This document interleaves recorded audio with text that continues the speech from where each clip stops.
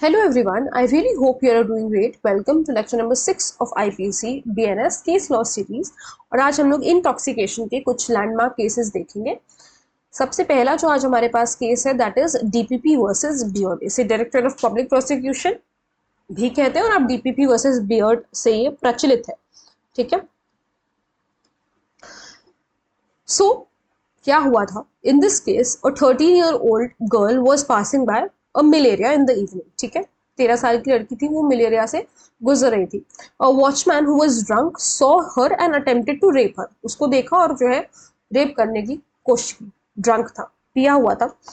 She resisted and so he put a hand on her mouth to prevent her from screaming, thereby killing her unintentionally. क्या करता है, क्योंकि obviously वो उसने resist किया बच्ची ने।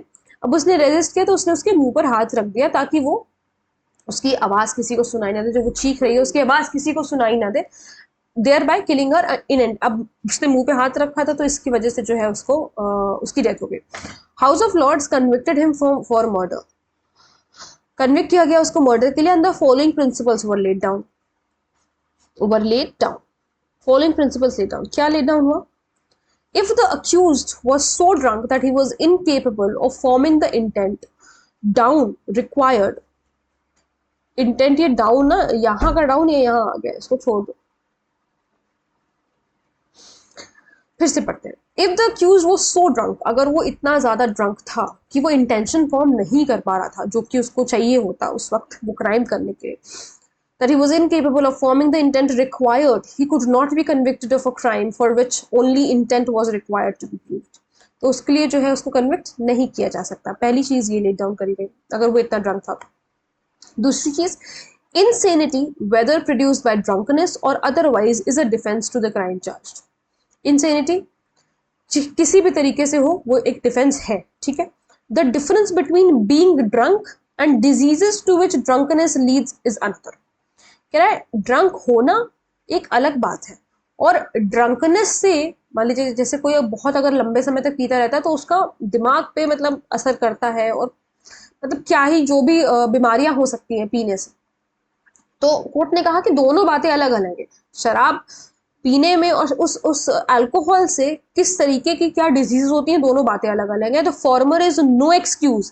कह रहा है पहले वाला जो है मतलब ये जो बीइंग ड्रंक है ये कोई एक्सक्यूज नहीं है, लेकिन वैलिड डिफेंस क्या है अगर वो इंसेनिटी कॉज कर दे। ये वैलिड डिफेंस है जो डिजीजेस हो रही हैं ड्रंकनेस की वजह से, अल्कोहल की वजह से, that is a valid defence. But अगर आप ड्रंक हो तो ये कोई एक्सक्यूज नहीं है। ठीक है, तो ये इसमें केस में हेल्प किया गया था। आई होप समझ में आया होगा। ये केस बहुत इंपॉर्टेंट बात यहाँ पर इस केस में बोली गई थी। अब एक दूसरा केस है Vasudev versus state of PEPSU. ये भी बहुत लैंडमार्क केस है। जितने भी केसेस मैं आपको करा रही हूँ सब लैंडमार्क केसेस है, मतलब इसमें से कोई केस ऐसा नहीं है जो आप छोड़ करके जा सकते हो। सारे केसेस आपको पढ़ने, धीरे धीरे हम सारे केसेस कवर करेंगे। अब इसमें क्या हुआ था, the appellant Vasudev belonging to the village of Harigarh is a retired military jemadar. ठीक, he is charged with the murder of a young boy named मगर सिंह, जिसकी उम्र 15 से 16 साल होगी, under section 302 of the Indian Penal Code. भाई मर्डर का चार्ज लगा, आईपीसी का केस है। People living in the same village had gone to attend a wedding. उसी विलेज में रहते थे, वेडिंग अटेंड करने गए थे दूसरे गांव में।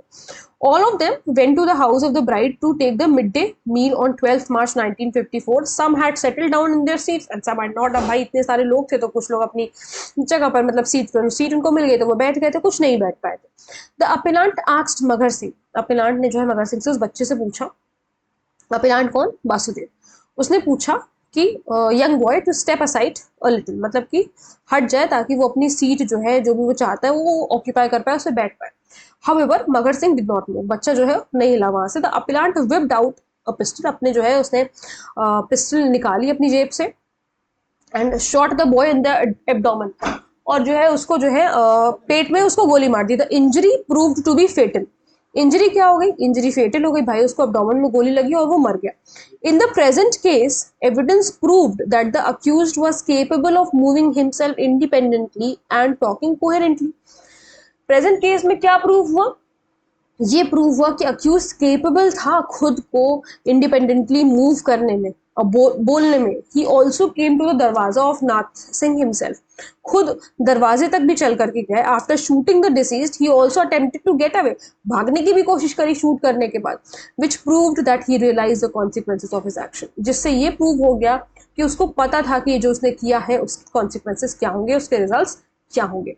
Hence according to the Supreme Court, the accused had therefore failed to prove such incapacity। भाई उसने डिफेंस यही ली था कि मैंने पी हुई थी और मैंने उसकी वजह से उसको गोली मार दी, लेकिन ये इनकेपेसिटी वो प्रूव नहीं कर पाया कोर्ट में as would have been available, जो उसको एज अ डिफेंस अवेलेबल होता।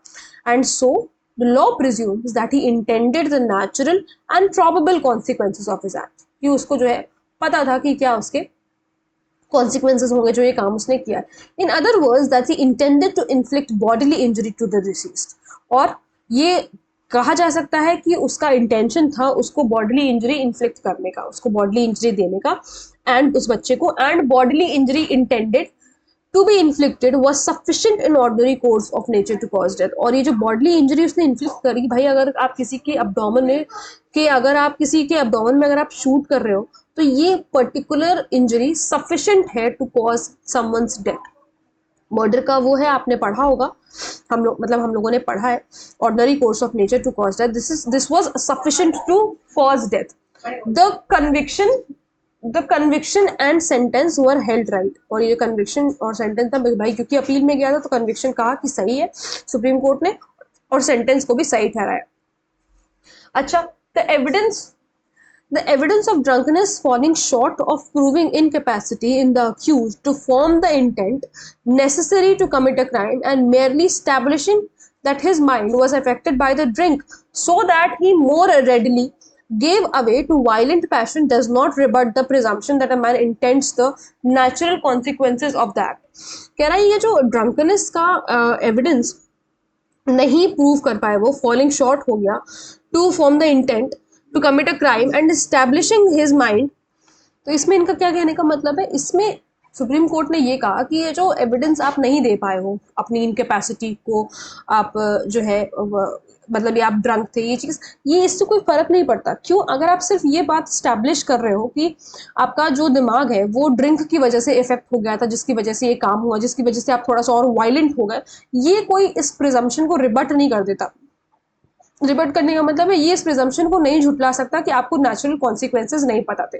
हम यही मानेंगे कि आपको नेचुरल कॉन्सिक्वेंसेज पता थे, मतलब आप इस बात का डिफेंस नहीं ले सकते कि आप सिर्फ ड्रंक थे इस वजह से आप कोई चीज़ नहीं समझ पाए। भाई आपने पिस्टल निकाली, उसको मारा और फिर उसके बाद आपने भागने की भी कोशिश करी, this is enough to prove that you were not such incapacitated person, कि आप इतना कि आपकी इनकेपेसिटी थी। ठीक है, अब तीसरा केस क्या है, Bablu alias Mubarak Hussain versus state of Rajasthan. The supreme court examined section 85 of the IPC considering evidence of intoxication and whether the accused formed the necessary intent। 85 IPC को यहाँ पर थोड़ा सा और एक्सप्लेन किया गया है। The court found that the accused should be held responsible for his action as he had the requisite criminal intent। Court को ये पता चला, कोर्ट ने ये पाया कि accused को जो है रिस्पॉन्सिबल होना चाहिए अपने एक्शंस के लिए वो, क्योंकि उसका क्रिमिनल इंटेंट था, मतलब जितना रिक्वायर्ड क्रिमिनल इंटेंट होना चाहिए, रिक्विजिट का मतलब है कि जितना रिक्वायर्ड क्रिमिनल इंटेंट होना चाहिए उतना उसका था। These provisions do not protect individuals who voluntarily consume drugs और alcohol and subsequently lose their mental capacity due to their actions. कह रहे ये जो प्रोविजंस यहाँ पर आईपीसी में डाले हुए हैं हमने, 85 and 86 of IPC and then section 23 and 24 BNS, ये प्रोटेक्ट नहीं कर रहा किसी ऐसे इंसान को जो वॉलंटरली ड्रग्स लेता है या वॉलंटरली अल्कोहल को कंज्यूम कर रहा है, जिसकी वजह से सब्सिक्वेंटली भाई कंज्यूम करने के बाद आपकी मेंटल कैपेसिटी उस हिसाब से नहीं होती जितने अगर आप सेन होते हो तब होती है। तो मतलब सेन का मतलब है सोबर होते हो, Sen is the wrong word. जब आप सोबर होते हो, जब आप तब आपकी जैसी मेंटल कैपेसिटी होती है वैसी पीने के बाद नहीं होती, इनके कहने का ये मतलब था। और ये self induce, that is self induce intoxication को कहीं से भी प्रोटेक्ट नहीं कर रहा है। It is important to note that self induced intoxication does not serve as a complete defence in criminal case. Self induce intoxication कभी भी कंप्लीट डिफेंस नहीं होता क्रिमिनल केसेस में। Individuals may still be held liable, individuals को फिर भी liable किया जा सकता है उनके एक्शंस के लिए अगर उन्होंने वॉलंटरली कंज्यूम किया ऐसे सब्सटेंस जिससे उनकी सोचने समझने की क्षमता खत्म हो रही है, मेंटल स्टेट पे कुछ इफेक्ट पड़ रहा है, इम्पेयर हो रहा है, या फिर and it is leading to a criminal behaviour. ठीक है, तो ये तीनों ही केसेस जो है आपके लिए बहुत ज़्यादा इंपॉर्टेंट है, लैंडमार्क केसेस हैं इंटॉक्सिकेशन के। अगर कोई प्रॉब्लम है, कोई डाउट है, कोई क्वेरी वगैरह है, तो आप मुझसे कमेंट सेक्शन में पूछ सकते हैं। मिलते हैं नेक्स्ट वीडियो में। Thank you so much.